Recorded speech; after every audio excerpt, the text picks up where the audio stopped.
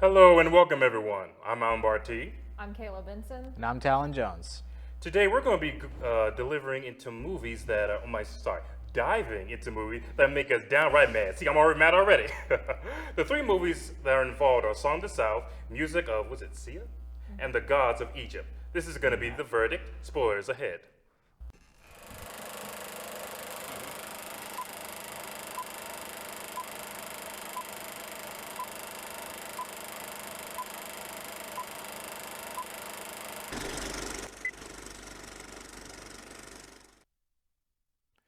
What does it mean to truly hate a movie? It's not just being annoyed at something for its content or the bad acting. No, it's more than that. It's that you are so invested in this feeling of anger towards a movie that it becomes part of your life, living in your head rent-free. Ugh. Which is why we're going to be going over them and, seeing what's inside each of our heads during this episode of The Verdict. First, let's take a look at Song of the South.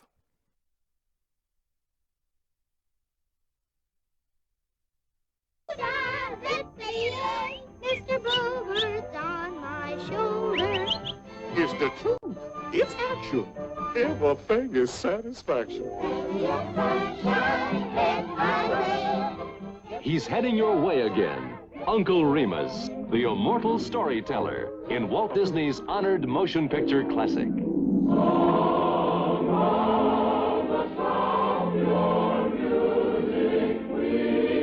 At last, Song of the South returns, rich in American folklore. But just then, Brer Rabbit's tail snapped off real short. Its warm live characters combined with the laughingest of all cartoon characters, known and loved today by everyone. So long, Uncle Remus. Sure hope you knows what you was doing. Don't worry about me. I can take care of myself. Brer Rabbit, whose wits always keep him a hair away from the jaws of Brer Fox. And the bumbling Brer Bear. Howdy, bro, Papa. Get out of my face! Hey, Bubba. I'm gonna knock his head clean off. Hey, there ain't nothing in here except beans. Once again, see all the fun with Uncle Remus. How do you do? Fine, how are you? And his refreshing, timeless fables about critters that gently point up the foibles of folks. That young scamp is gonna put his foot in it one of these days. Yeah!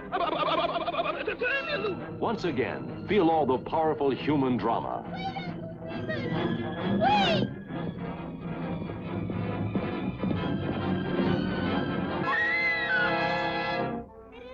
And once again, hear all the songs the world has never stopped singing about those zippity-doo-dah days. Now, that's the kind of day when you can't open your mouth without a song jump right out of it. Zippity-doo-dah, zippity-yay. My, oh my, what a wonderful day.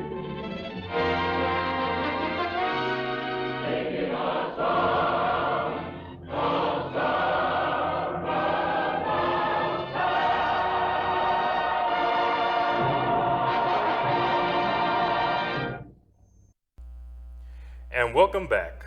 So, Song of the South. For everyone who doesn't know, Song of the South is based on books called pretty much like the Uncle Remus books. And basically these books go over the tales of, Brother Bear, Brer Fox, and Brer Rabbit. And basically these books were written during like slave times and everything. And they are based on the stories that slaves used to tell, especially a grandfather figure back in the day. I don't know if his name was Uncle Remus, but we know these stories were adapted from, just pretty much slave stories that they would tell around like all the children. And I remember when I did a documentary of this film, I watched it on YouTube, and it went over how Walt Disney, is during the time where Walt Disney wasn't like financially able to make like quality movies, and like I think this was after Snow White, Peter Pan, and everything. Yeah, they had a couple of financial disappointments with Fantasia and even Dumbo initially. They didn't do very well financially. Yeah. So what Walt Disney wanted to do, of course, that he wanted to base this movie off of one of his favorite books that he was growing up, Uncle Remus. And out of the bat, like I will say that Disney doesn't like to talk about this movie at all. They're even chasing the ride that this movie is based on at Walt Disney World. What was it called again? Splash Mountain? Splash Mountain. Yeah, Splash Mountain, and they decided to turn to one that is based on Princess and the Frog. And the reason for this is that this movie does portray, you know, black people in a, you can say, a very insensitive light, especially since this movie is based in slavery times and everything. I mean, they do have some racially sensitive like stereotypes. They do have like a mammy character.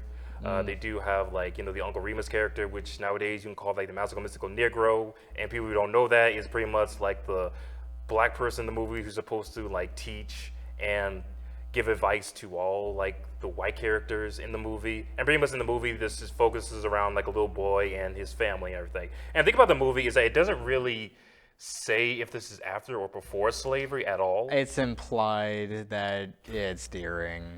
Like that's what I got out of it. It's like, and they were trying to still act all happy about it. Like, I was like, oh, you know, it's a nice day at work. It's like, this movie just made me uncomfortable, in all honesty. Well, good.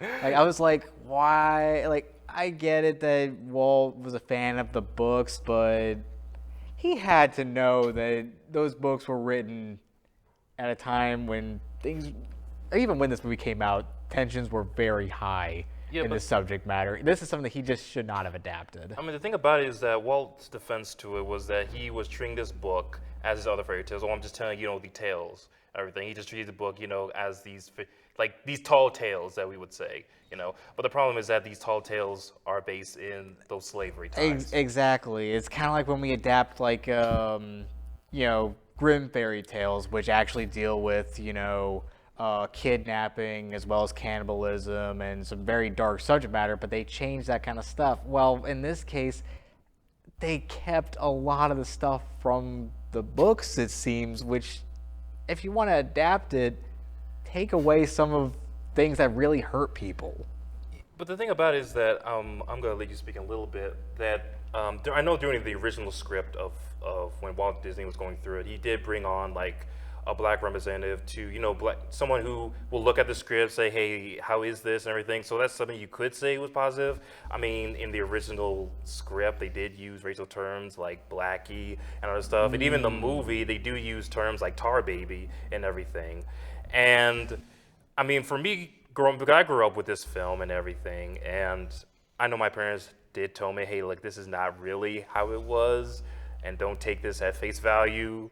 I know the reason why I picked this movie as the one I hate is because it just brings out a feeling in me of how things were and sometimes still are, where you have a group of people who can't even be the stars of their own movies. And that's the thing that people were upset about, is that we can't have like black people tell their own stories. We have to have it told in a certain way and everything. Like, we can't be the lead role in these stories. Because look, if it was just like Uncle Remus and he was like telling these tales, you know, during this time around like black kids, I think, okay, maybe that could be fine. Yeah. But still, it's done by a white director, and when black people still weren't given that many roles at all. Oh, yeah. And even when Uncle Remus, the actor who played Uncle Remus, like, This is his last role, wasn't it? yeah, I think it was last role, because I think after he accepted, I think, the Academy Award, he sadly passed away. And the sad thing about it is that even when he won, they still wouldn't let him inside to pick up his award. And Walt Disney had to be the one to really push for him to receive the award. Yeah. One of the things I didn't like that you guys mentioned was how it like glorifies and makes them seem like content with how they're living. Because Yeah, it's just obviously terrible. that's, yeah, it wasn't like that. And mind you, this was before we got real stories about roots and 12-year slave, but during this time, slavery, like the real true horror of slavery, wasn't really discussed and talked about. Even today in some schools, they don't even want to discuss it at all. And just Yeah. like, quote unquote, whitewash it to make it lighter. And even in some books, they say that, oh, we were just workers and like immigrants who came to this country. Yeah, that's like one thing that I don't really like about like just history and like media in general, is that we tend to try to hide things. Because I'm a big history nerd, and I just hate how people try to hide like the bad stuff. Because I'm like, the only way we're gonna learn from it is if we actually like say like this stuff happened and like acknowledge what happened. in the correct way, then that's the only way we can like actually progress and be better. Well, it's interesting that you bring that up because this movie is currently being buried by Disney. And what's your stance on that? Do you think it should be seen as like a history thing, or do you think it should just be forgotten? Because Disney, they will not re-release it on DVD. They will not put it on Disney Plus. They just want to act like it just didn't happen. Do you think, like, what's your stance on that? Do you think that they should, do you think that's a good idea, or do you think that they should let it be available? Like, I think it should be at least like seen so we know what people's stances were in the 1940s, but also to like point out everything that's wrong with it and be like, yeah, this actually is what this is. Like you said, with like certain characters and how they're portrayed.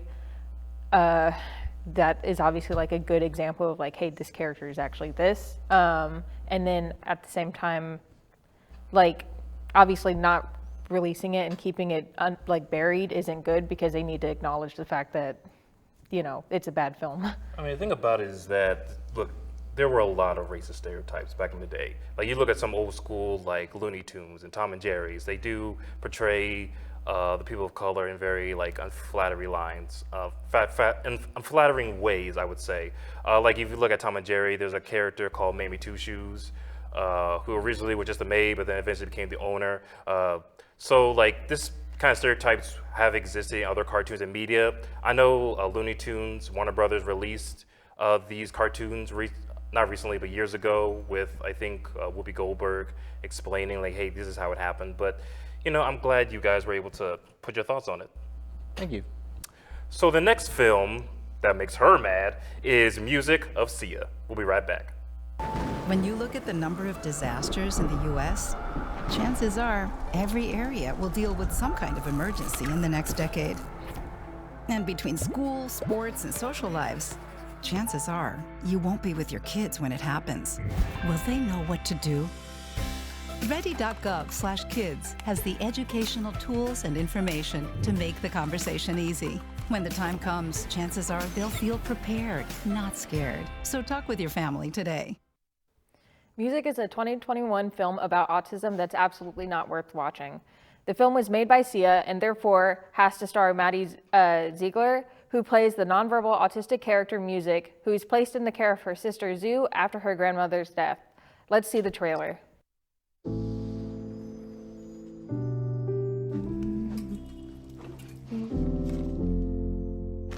All right, Millie, here we go. My neighbor's passed out on the floor, and I can't feel her pulse. Does the little girl have any family members we can contact? Family members. I can hardly take care of myself. Come on, this is your responsibility. Grow up. Hey, Music? I'm your sister. All she's got now is you.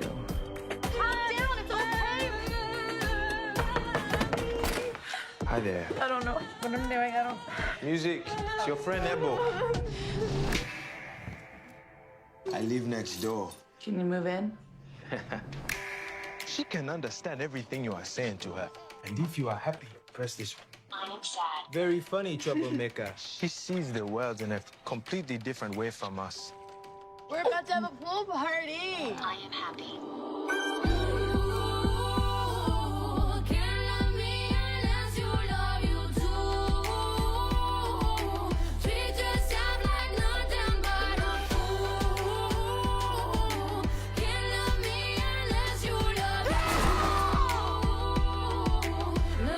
You can do this.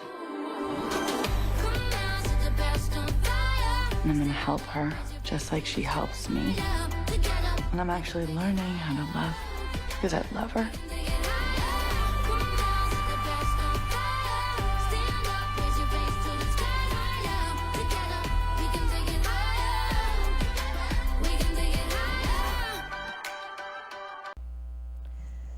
So the thing about Music is basically, the reason why I don't like it is even though the main character is Music, and she's a nonverbal autistic like person, except the only problem that I had with it is that she's played by a neurotypical or someone that doesn't have neurodivergence. Not only that, but the entire movie isn't even about music. It's about her sister and I think it's their neighbor or something having like a romance going on. And like on top of that, like there are like autistic people that do obviously act like music. The problem is that she didn't portray it right, if that makes sense. Like there's some neurotypical people that have played and like actually like researched and like have gone with like and studied with autistic people, but what they did with her, because another good point is that she was 14 with this, so she had no control into the character she played. She didn't even want to play the character, but they made her watch meltdown videos instead of like being like, okay, here's like an actual like autistic person that can like teach you how to portray them, or even have an autistic person play it. Well, at the start they did have a nonverbal autistic person, but because of the way the music videos were, they kind of quit because it was too much for them, because the music videos are just extremely overstimulating. It's like loud music, a bunch of colors, a lot of movement, which makes sense for it to be overstimulating. Especially, I don't understand why Sia even made that choice into being like, okay, I'm gonna make a movie about autistic people, but I'm gonna have it be the most overstimulating thing possible. Yeah, even to the point where I don't think someone who, there's some people who were to be on the spectrum, I don't even know if they'd be able to watch it. It's like, for one thing, I'm pretty sure, like, one of my best friends happens to be on the spectrum, and I know if they saw this, they would be just absolutely insulted. But even people who, even then, it's just still not even a good movie in of itself. It's like, even with the poor, like, even if you take out the poor representation, it's just, I've seen movies with a string of music videos that were actually kind of fun. Like, first one comes to mind, like Michael Jackson's Moonwalker. That was just a bunch of music videos too, but it was at least fun. But in this case, it's just a very uncomfortable story with, they're trying to distract you with music videos as opposed to trying to further the story. It's like one of those things where, because I only was able to see half the movie, and just about what I saw is the thing where, okay, we're having this dramatic moment, but music video time. Exactly. It's like, if you want to just have a montage of music videos, it's not a montage of music videos. It worked for Moonwalker.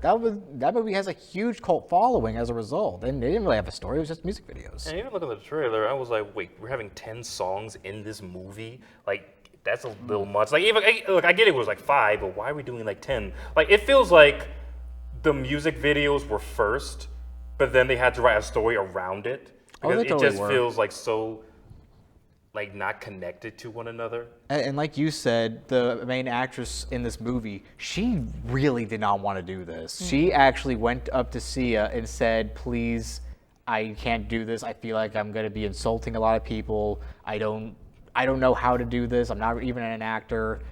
And I just don't think I can represent an entire group of people like this.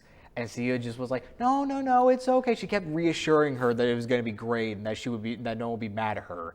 Like, that was the main thing. She was worried people were going to be mad at her. And Sia kept like, no one's going to be mad at you. A lot of people were mad at this poor girl, despite the fact that she really did not want to do this. And I honestly do feel bad for her in that case. This was all Sia. Yeah, like Sia, you can tell that she didn't do any research, because obviously not even just with the like acting training with Maddie, but also like the main character Zoo, like is literally shown to like abuse music. Yeah. And like they also include a restraint scene, which is like historically known to kill a lot of, like it has killed a lot of autistic children.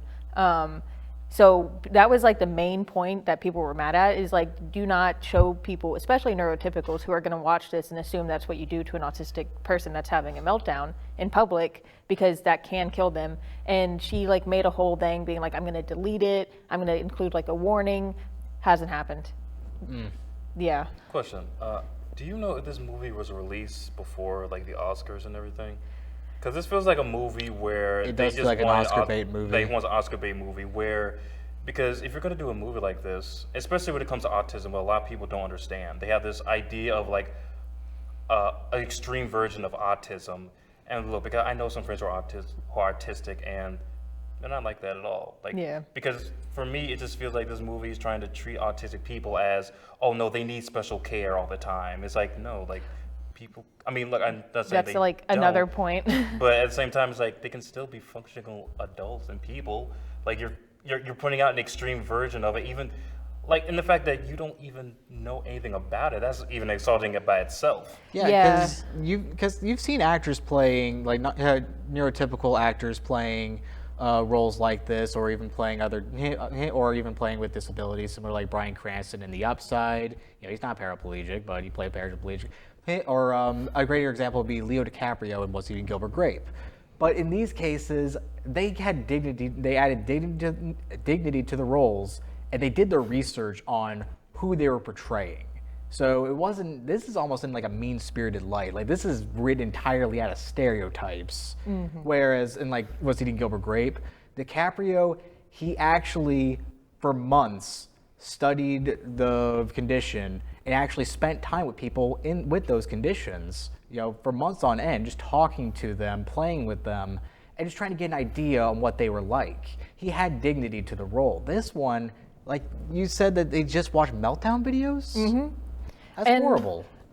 One thing that like reminded me that Alan said was that like yes, some people do need special care, but another thing that I thought of just from you saying that is they represent like communication devices, AAC, but they don't actually show it. Like it's just, they basically are like, oh, she gets like 5 words. I'm like, that's not how it works. Like they can actually type full sentences and like have like it's big enough to construct like a bunch of sentences. And they were like, no, she gets yes, no, happy, sad. Like they're basically like, we're giving her the stereotypes of what like a child would have. Like not even like a child, but like a toddler, you know? Like to me, it just feels like you're just using her as a tool for the movie instead of actually developing like a character and actually representing people that, even to this day, people have a misunderstanding what autism is. Mm-hmm. And like to me, like I'm not autistic at all, but that's very sad, and I think that's not right. All right, y'all, so for the next movie and final movie, we're going over God of Egypt from 2016. Gods of Egypt. Gods of Egypt. See, we're so mad we can't even pronounce it right. We'll be right back. My Shiro doesn't always wear a cape, but she always has time for a hug, a smile, for going the extra mile. My Shiro stretches every dollar, puts in long hours, puts others first. But now it's your time, Mom. When you're ready to retire, we want you to be able to enjoy it. It's time to start saving now. A free 3-minute online chat can give you the personalized tips you need to start boosting your retirement savings today. Visit aceyourretirement.org/Shiro. Gods of Egypt is a 2016 action fantasy film that is very loosely based on Egyptian mythology from director Alice Proyas. The film stars Gerard Butler and Nicolaj Coster-Waldau, whose casting gained a huge amount of controversy years before the movie even came out. Check out the trailer.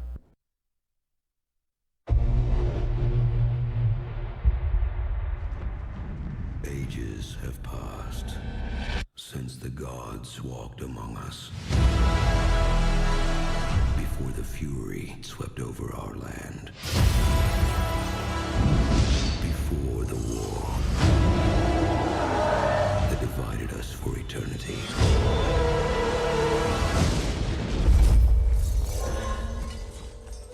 You're not fit to be king. It's my turn now. Set has taken over Egypt and enslaved its people. Only one God can save us, but not without his eyes. Steal from a god. Only a madman would try such a thing. Where do you suppose we could find someone so mad?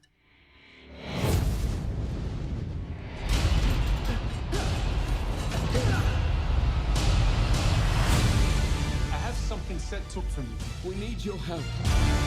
Soon I will rule all of the world. So how do we stop him? Try to keep up. You know what's waiting. Set has an army behind him. Gods, beasts, demons. You will bring them reckoning! Bow before me or die. I won't make that mistake.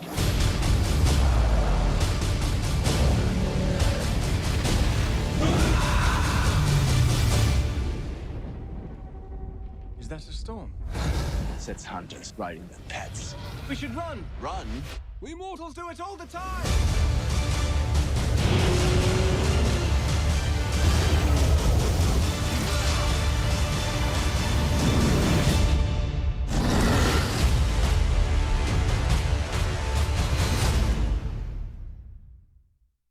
Well, that sure was something. All right, well, Gods of Egypt was, as stated before, released in 2016. And sadly is from a great, I mean a fantastic director who made some of my favorite movies. Dark City, I, Robot, and yes, The Crow. The guy who made The Crow made this film. That's one of the reasons why it makes me mad, but that's far from the only. Biggest thing would probably be the casting of mostly white actors, especially in the main roles of Horus and Set.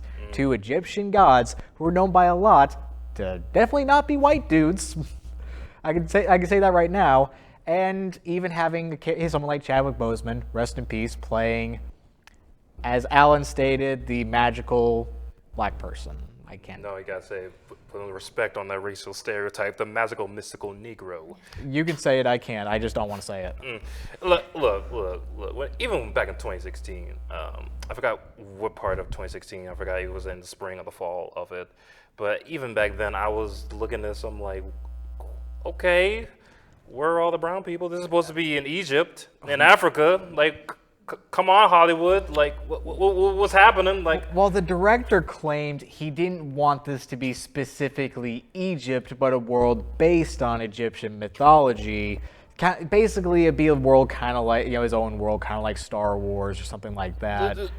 Wasn't actually wanting it to be in Egypt or based on any history, but I'm sorry, you but still have to represent. If you're calling it Gods of Egypt, you have to represent Egypt in some proper way. I'm sorry, but you can't be taking some culture and deciding like, oh well, I'm just gonna, okay, you can make it It's not how like it physical, not physical. Oh, I'm so mad, I can't even say it. But you can make it this fictional world, but you're putting in all these white people playing all these main characters, and all the black people are in the background. Well, hell, if they wanted something that was somewhat in its own world, why didn't they just cut and take the characters' names out, give it its own setting, and literally not make it based on any existing mythology and just make their own mythology? You know what's better than this, Hercules? Which one? There are thousands. The Disney one? See, my thing is like I said earlier, I'm a really big history fan, and mythology is one of the things I study. And I did not, even if it's loosely based, if you call it Gods of Egypt, you have to have something based on it. And they seem to pick and choose certain aspects of the lore. I don't like that they made Set evil, because he's never evil. First of all, he's not evil. And on top of that, I also believe in this stuff. So I believe if you kind of do that thing where you say, oh, this is Set, and you represent him in a bad way, he's going to be angry at you, and you're going to have a lot of bad luck for a good while, So I was I feel bad for the dude, because he just misrepresented multiple gods that will go after him, especially Egyptian gods, because they're very specific and they really believe in telling the story right, if that makes sense. And like I said, they picked and choose stuff. They got the whole in the mythology, Set does send black pigs after him. And also his eye sees the future, but they didn't really include it that much, if that makes sense. So I was why include actual facts from that part, but not make it into a big part of the story? If you're gonna include folklore, at least include a big part of it, and not tiny little pieces, if that makes sense.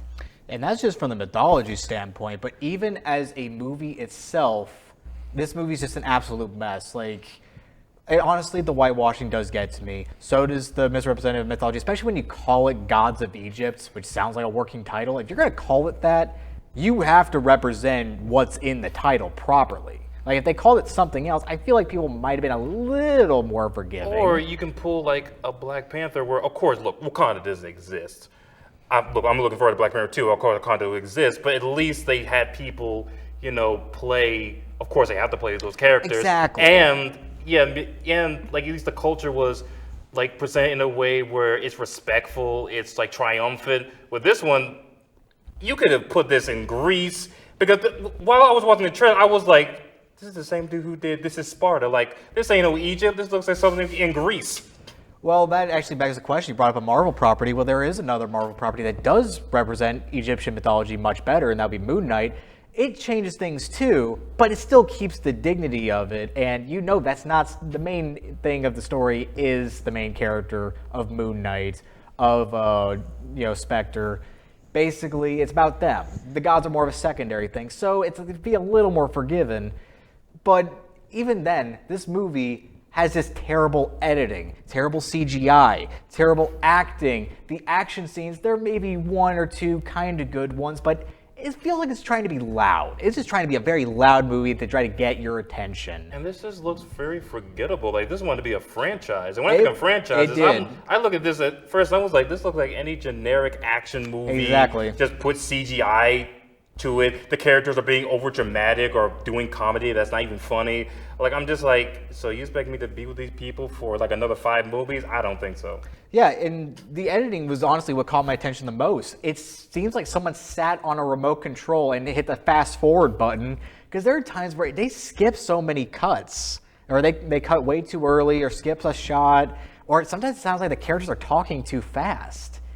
And I know this director can do better. They have done better in the past. They've made some really good movies. You know, I haven't seen those movies. You never seen iRobot or The Crow? Oh no, I've seen iRobot. Even with iRobot, look, I can tell even back then. iRobot's not his best work, but it's still a decent film. Yeah, it's still fun, but I don't know. This movie is. I was just mad. I was like, what is this? Ugh. It was just Hollywood being Hollywood. They knew they had to make a generic action fantasy. They had to cast the whitest actors they could, all of which, they're all actors I do like. I do like Gerard Butler. I like him in 300. I just wish they weren't here.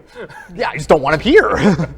So what would you do to make these movies better, in your opinion? Well, for me, fix the editing and the CG for starters on mine, but also just give some dignity to the characters you're representing, and definitely cast better representation with the actors. That probably wouldn't have saved the movie, but at least it would have made it somewhat respectable. But hey, they have to make that money overseas, which it bombed, thank God. Oh, this movie was an all-time bomb. It did not make it. It lost $90 million. Good. For mine, I would probably, obviously, cast an autistic person and study autism. But you said they already tried that, but it didn't work with music videos. So in this case, it probably just never should have even been made in this way. Yeah, like, or at least, just not even make it. Like, maybe have someone else do it, because Sia is known for her music videos being like that. So maybe a completely different person. If a different director were to make it, but more faithful. I'd say don't try to use autism to sell music videos. Yeah, that too. That's a big part. And like maybe like represent, things correctly. Like, don't restrict an autistic person or actual like communication devices. Yeah. So. I mean, the thing that would make my movie better is clearly like, y'all know. Come on now, have some sense. Well, that's all we have time for today. Tune in next Thursday where we're going over experimental films. Experimental, that should be fun. This has been The Verdict. Thank you for watching.